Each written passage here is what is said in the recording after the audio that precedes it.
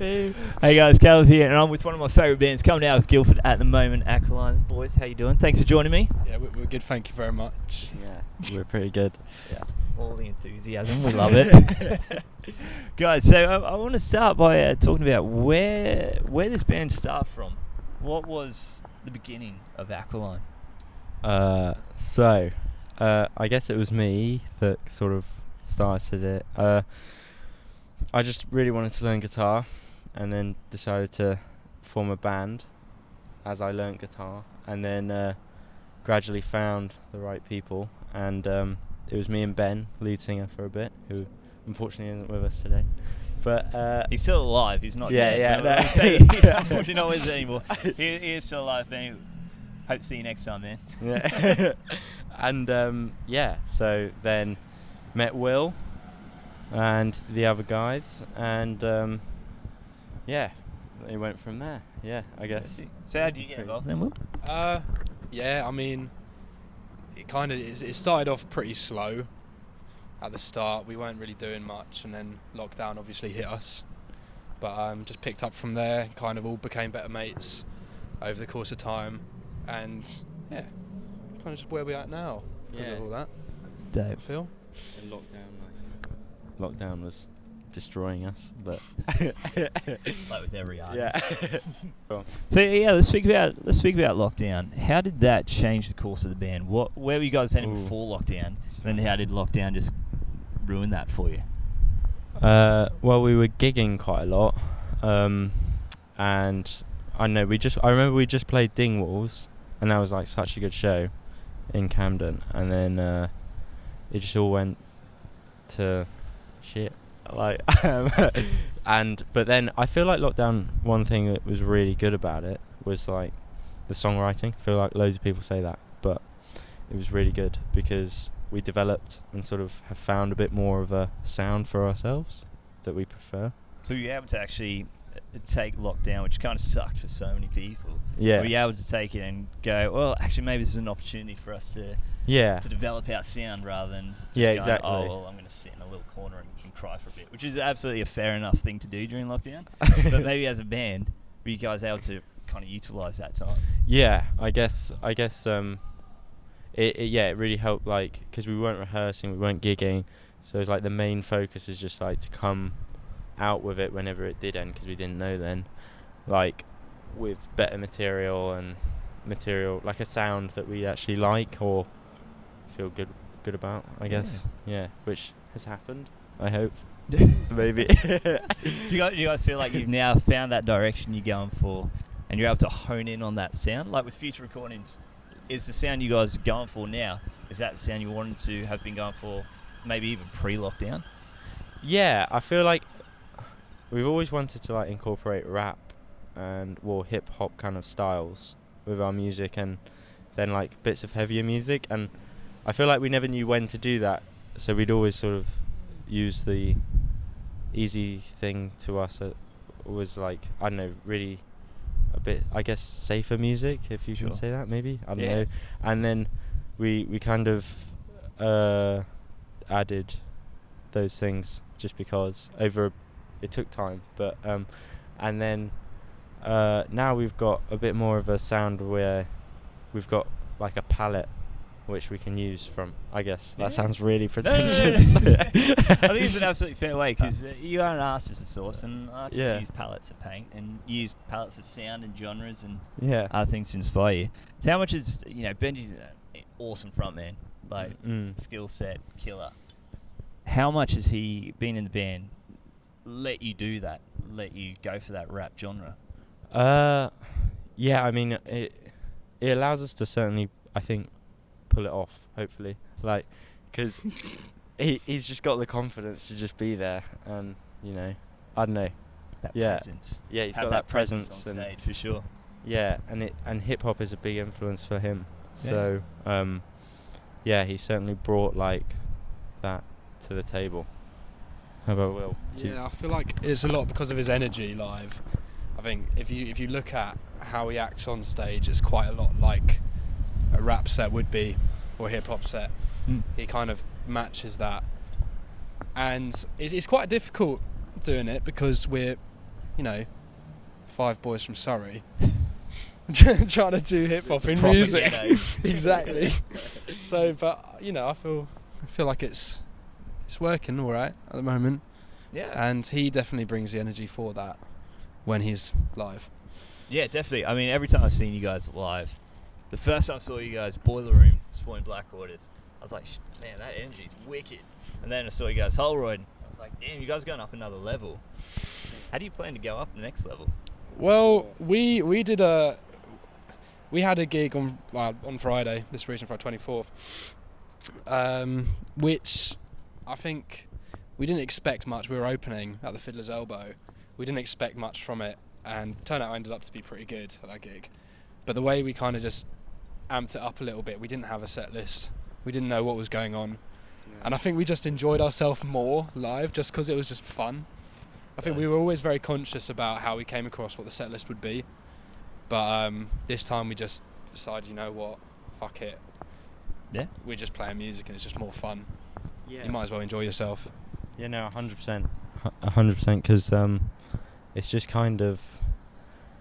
I don't know. We had a set of songs, but we just didn't know what order, and it was good fun. Like it was just good fun to not know where the songs were coming from, or what was next. Yeah, it was just random, and I feel like it added a good vibe to a set. I don't know. I guess maybe. Yeah. So, well, heading into the next season for the band, you guys have been recording up in Liverpool, was it? Yeah, it was Liverpool. Yeah, how'd that go? It was amazing. Well, I was going up, and we all went in different cars, but I went up and I had a massive flu. I was so ill. And then we got there and we picked the cheapest accommodation. We picked 2 rooms, and they just gave us, and it was me, Will and James, our drummer. They gave us just a double bed. And so I'm there like sweating in bed, and then by the end of it everyone else caught it. So in the second day in the studio, like you two I was sat in a car in the bassist's car for the second day of recording, just feeling like absolute crap. Yeah. And I mean, it was good fun, and it was a really cool studio, and they were really nice, the producers, and yeah, it's good fun. So when's that release coming out? Can you say? Early September. Early September. Let's go with that. Alrighty. Let's go with that. Yeah. So put that one in your diaries. Early September-ish. Could change. Yeah. And I mean, we've like mixed it now. It's mixed. It just needs like mastering. Can you name the song, or is that top secret? I'll let Will decide. Don't let me decide. There is a right and a wrong answer. Right. I don't have the capabilities to name the song for you. Okay, it's Looking Dead. It's one of our songs from our demo album, which is on SoundCloud. AQUALINE. But so it's from our demo album. It's the first song on there, and I mean it's changed a bit from how it was on the album, but I think we're pretty happy with the outcome of that song at the moment. Yeah. I mean they did a really good job on it. Sick. It sounds sick. So after that, once the single comes out, you guys going to tour? Are you going to play more shows? What's the crack? We'd love to go on tour. I don't know really how we would, like how to organise it, but that'd be amazing if we can get like the promotion for it. We got gigs. We probably have another single coming out a month after that we're recording at the moment. Then a few other singles, maybe an EP. Hint. Not saying anything. No. I think the biggest. You got it. Yeah, I got it. I think the biggest thing for us at the moment is just recording and then getting it out and then seeing how it does. And then obviously if we start making or getting more listens from it, more streams from it, and people start knowing it at gigs and stuff, I think that's the time when you can be like, you know what, okay, it's probably worth doing a tour. I think tours are a lot of effort when you're doing it by yourself. You don't have management or anything like that. So it's very tricky to kind of organise that yourself unless you have gigs all around the country already. So I think we really need to just see how it's going, see what contacts we make from the releases, and then hopefully that's the plan, is to do it. Be great. We'll try. We're gonna try. Be the dream. Mate, that's it. Where do you think you're going to go next then? In terms of Career. Career. What's the next step? I mean, the next where do you see step, the next step? I think we talked about touring. I think we're moving in. We're moving in together. Yeah. And I think that's going to cut down a lot on the amount of time that we have to spend travelling to see each other, so more can get done. I mean, we live quite far away from each other, and so we can cut down on all of that stuff and get things done very efficiently. Practice more and have a better time together, to be honest. Helps. Yeah, it does. And I guess, I mean, personally, for me, I'd like to be gigging every week at least. I think that's the thing I'd most like to do. Gigs are the best part of doing music. Yeah, 100%. You get to play in front of people. You get to actually do what you want to do. Totally.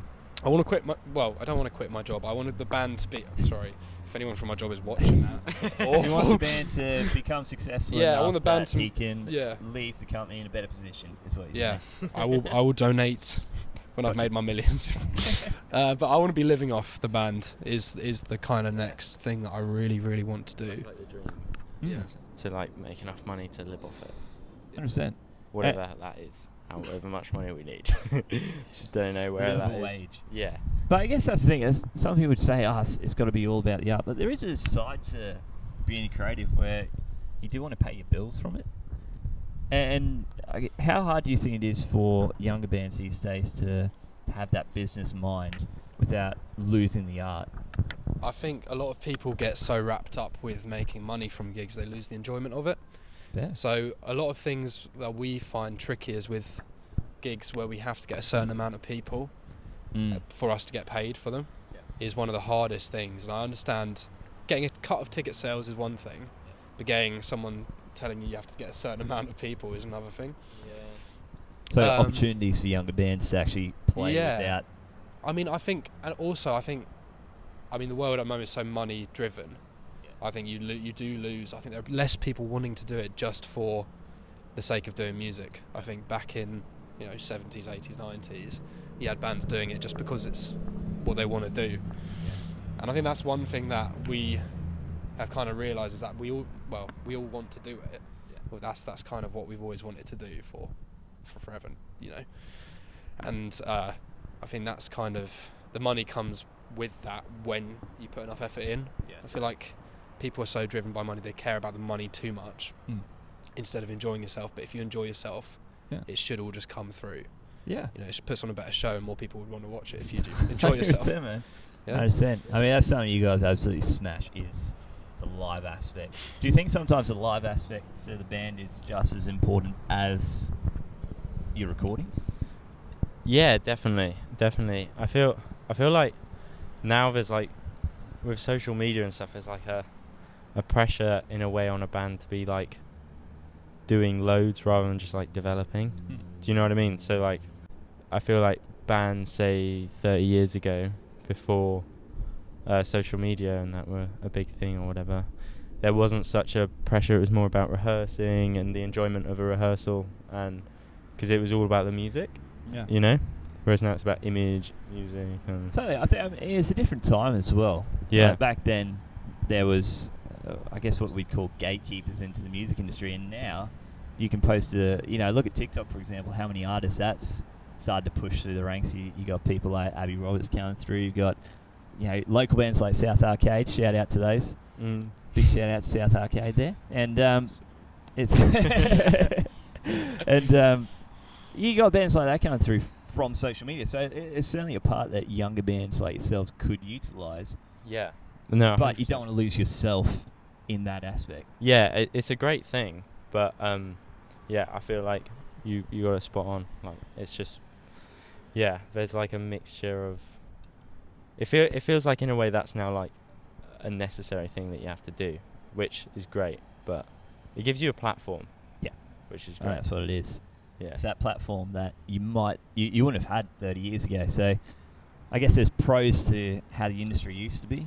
There's cons to how the industry used to be, and now I think it's almost flipped those two, and some of the old pros are now cons. Yeah, exactly. So 100%. But yeah, finishing up though, there's two last questions I want to ask. One, what does AQUALINE mean to you on individual levels? What does being in this band mean? Life or death. It's like, I don't know, to me, It's like it just means so much. It's so good to be able to express yourself and do that on a stage. Like, it just gives you a lot of freedom, I think. And it's great to be able to be honest and sort of have a platform to do it with, you know. How about you, Will? Well, one thing I always remember is that my dad told me that if you do what you love, you'll never work a day of your life. Yeah. So he did that, and I've done music from a very young age, and I just can't see myself doing anything else. I don't want a mortgage on a house by the time I'm 25. To be honest, I don't want to work in an office. I just couldn't do that. And I think I've always loved music. I've always loved doing music and playing, and I mean, it's just exciting. Again, I can't imagine myself doing anything else for anything. Fantastic. Well, boys, appreciate you joining me today. It's been lovely. Absolutely love having you boys around. Guys, if you haven't checked out AQUALINE, please do. One of the best bands coming out of Guildford at the moment, and they're playing smaller stages. That's not going to be the way for forever. So if you do get to see them at a smaller show, do it. Take your camera, get pictures with the guys. Check them out on Spotify, buy the merch, do whatever you can to support local acts. And we will see you at the next one in a bit.